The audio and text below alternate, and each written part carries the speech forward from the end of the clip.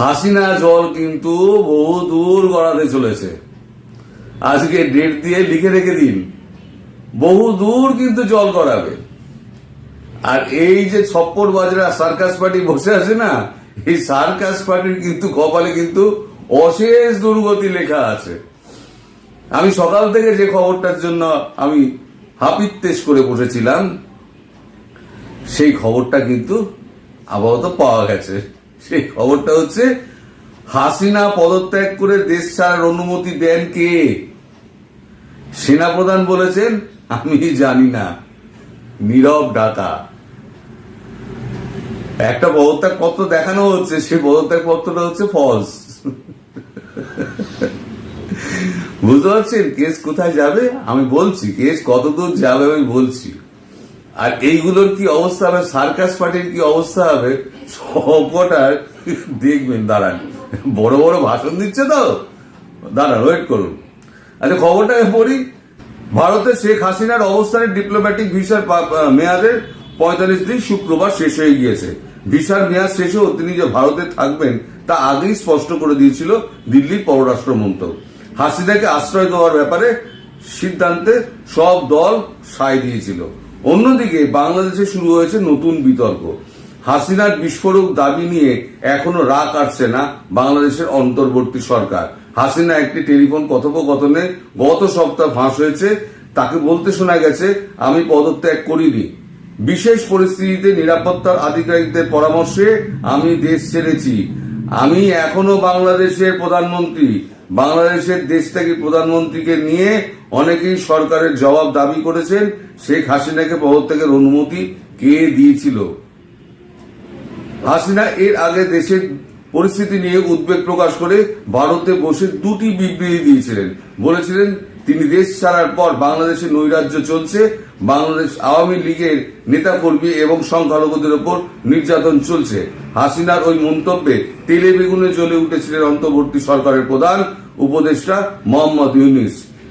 একটি ভারতীয় নিউজ এজেন্সিকে দেওয়া, মানে পিটিআই কে দিয়েছিল, সাক্ষাৎকারে হুঁশিয়ারি সুরে বলেছিলেন ভারতে থাকাকালীন হাসিনাকে মুখ বন্ধ রাখতে হবে, তিনি বিদেশে বসে দেশে অস্থিরতা তৈরি করতে চাইছেন। এটা লিখেছে কিন্তু দা ওয়াল। আশ্চর্যের বিষয় হলো, হাসিনা নিজেকে এখনো বাংলাদেশের প্রধানমন্ত্রী দাবি করা এবং পদত্যাগ না করার দাবি নিয়ে ইউনূস সহ গোটা সরকার মুখে কুলু পেটে বসে আছে। আওয়ামী লীগের তরফে দাবি করা হয়েছে শেখ হাসিনার পদত্যাগ করে থাকলে তার পদত্যাগ পত্র সরকার প্রকাশ করুক। দুদিন আগে সোশ্যাল মিডিয়ায় একটা পদত্যাগ পত্রের কপি ছড়িয়ে পড়লেও সেটি সরকারের তরফে প্রকাশ করা হয়েছে বলে দাবি করা হয়নি। অন্যদিকে আওয়ামী লীগও বলেছে ওই পদত্যাগ পত্র ফেক। এ তো গেল কাগজে যা বেরিয়েছে। এবার আমার কাছে যা খবর আছে সেই খবরটা আপনাদেরকে বলি। ছোটখাটো মানুষ, কিন্তু কানে কিছু কিছু খবর আসে। এই ইস্যুতে হাসিনা কিন্তু ছেড়ে দেবেন না। তার বিরুদ্ধে যে চক্রান্তটা হয়েছে এবং তাকে যে দেশ ছেড়ে চলে আসতে হয়েছে, তার পেছনে একটা পরোক্ষ চাপ তৈরি করা হয়েছিল। সেটা কিন্তু হাসিনা এবার বলার জায়গার জন্য বেছে নিচ্ছেন কোথায়? International court of justice. দেশের এখনো প্রধানমন্ত্রী তিনি, সংবিধান মতে দেশের প্রধানমন্ত্রী হিসেবে তিনি ইন্টারন্যাশনাল কোর্ট অফ জাস্টিসে তিনি গিয়ে মামলা করার কথা চিন্তা করছেন। আর সেই মামলায় তার বিরুদ্ধ পার্টি যাকে করছেন, যাদেরকে পার্টি করছেন, তারা হচ্ছেন এই যে অন্তর্বর্তী সরকার, যেটা সার্কাস পার্টি আছে, তার প্রধান ডক্টর ইউনূস এবং তার সাঙ্গপাঙ্গ যারা আছে, এই সবার উপরে। এবং এটা যদি ইন্টারন্যাশনাল কোর্ট অফ জাস্টিসে, এইবারে হবে কি, ইন্টারন্যাশনাল কোর্ট অফ জাস্টিস যাদের বিরুদ্ধে অভিযোগ করা হয়েছে তাদেরকে ডেকে পাঠাবে, বলবে আপনারা প্রমাণ দিন। সরকার যে গড়েছেন, কোন ভিত্তিতে সরকার করেছেন, আপনাদের কাছে লিখিত কি আছে দেখান।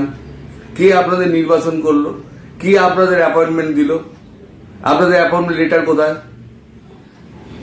আপনার সমর্থনটা কোথায়? সরকার, অন্তর্বর্তী সরকার আপনি ঘুরে বসে বললেন, এ তো ক্লাব নয় যে আমি একটা প্রেসিডেন্ট একটা সেক্রেটারি নির্বাচন করে নিয়ে আমরা বসে বললাম। এটা তার দেশ, তাদের নির্দিষ্ট সংবিধান আছে। আবার আপনারা বলছেন নাকি সংবিধান চেঞ্জ করবেন। আপনাদের কি অথরিটি আছে সংবিধান আপনি চেঞ্জ করবেন? আপনার তো কোন লুকাস ফ্যাক্টরি নেই। যদি এবার সপক্ষে দলিল দাখিল না করতে পারেন ডক্টর ইউনূস, তাহলে কিন্তু আপনার কপালে কিন্তু প্রচুর দুঃখ আছে। ইন্টারন্যাশনাল কোর্ট অফ জাস্টিস যদি আপনাকে দোষী হিসেবে চিহ্নিত করে যদি শাস্তি প্রদান করে, তাহলে বাংলাদেশ কেন পৃথিবীর যে কোনো দেশে আপনি কিন্তু আটকে যেতে পারেন। আপনি কোনো দেশে গিয়ে কিন্তু আশ্রয় চাইতে পারবেন না। ইন্টারন্যাশনাল কোর্ট অফ জাস্টিসের যে রায়, সেই রায় কিন্তু সারা পৃথিবীর ওপর প্রযোজ্য। আপনি কোনো দেশে গিয়ে রাজনৈতিক আশ্রয় নিতে পারবেন না। আপনি কেন, যাদের বিরুদ্ধে এই মামলাগুলো হবে, যদি হয়, যেটা আশা মানে শোনা যাচ্ছে উনি করবেন, এবং আমার মনে হয় উনি করবেন, যদি সেই রায় যদি বেরোয় এবং আপনাদের যদি আসামি হিসেবে সেই রায়টা দেখানো হয়, তাহলে পৃথিবীর কোনো দেশ আপনাদের রাজনৈতিক আশ্রয় দিতে পারবে না। কারণ সমস্ত পৃথিবী কিন্তু ইন্টারন্যাশনাল কোর্ট অফ জাস্টিসের কিন্তু আন্ডারে। ফলে পালাবার আপনার সব রাস্তা বন্ধ। সামনে কিন্তু ভয়াবহ দিন। আগে হয়তো আপনাকে 6 বছর 8 বছর জেল টেল খাটতে হতো, টেমিশন হয়ে হয়তো শেষ বয়সে আপনি হয়তো বাইরে থাকতে পারতেন। এবারে যে আপনাদের কপালে কি দুঃখ আছে, এই যে যারা আছেন এইসব মহিলাগুলো কেন ঢুকলেন সংসারপাতি ছেড়ে দিয়ে, এর মধ্যে কেন ঢুকলেন? আপনারা জানেন ভবিষ্যৎ আপনাদের কি আছে। আসিফ নজরুল তো হচ্ছে 2 নম্বর, তারপরে তো আরো যারা যারা আছে সেগুলো তো সমস্ত শেখ হাসিনা জানেন, আমরা তো আর জানি না। সেই সব কিন্তু এর সঙ্গে জুড়বে, এর সঙ্গে জুড়ে একখানা আস্ত মামলা, একটা দলিল দস্তাবেজ সমেত ওখানে ঠুকে দেওয়া হবে। এবার সেই মামলা লড়ার জন্য যা যা দরকার আছে, সঙ্গী সাথী লোকজন, উকিল ফুকিল যা আছে, তুষার মেয়েটা পেটা সব তো ভারত ঝুঁকিয়ে যাবে। তাহলে আপনারা যাবেন কোথায়? আজকে আপনারা হঠাৎ করে ইলিশ পাঠাবার সিদ্ধান্ত নিয়েছেন।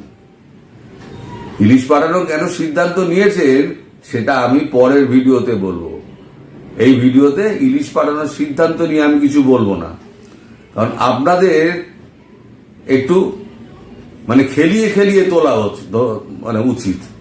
একটু খেলিয়ে ডাঙায় তুলবো। এটা কালকে আমি করব খোঁজ খবর নিয়ে, যে কেন আপনারা হঠাৎ 3000 টন ইলিশ পাঠাচ্ছেন। হাসিনা যখন পাঠাতেন তখন তো আপনারা খুব আপত্তি করতেন। হারি বাপরে, ভারতবর্ষকে সন্তুষ্ট করতে চাইছে। গদিতে বসলে না, দেশ চালাতে গেলে তখন কিন্তু বোঝা যায় যে কত ধানে কত চাল। পার্শ্ববর্তী দেশের সঙ্গে শত্রুতা করে আপনি দেশ চালাতে পারবেন না। তো যাই হোক, আপনাদের বোঝানো আর না বোঝানো সব সমান। তো আপনাদের কাছে ওই জেলটাই হচ্ছে একদম শেষ ঠিকানা। সেখানে যাওয়ার জন্য আজকে থেকে তৈরি হয়ে থাকুন। বেশি দেরি অপেক্ষা করতে হবে না, আজকে থেকে তৈরি হয়ে থাকুন।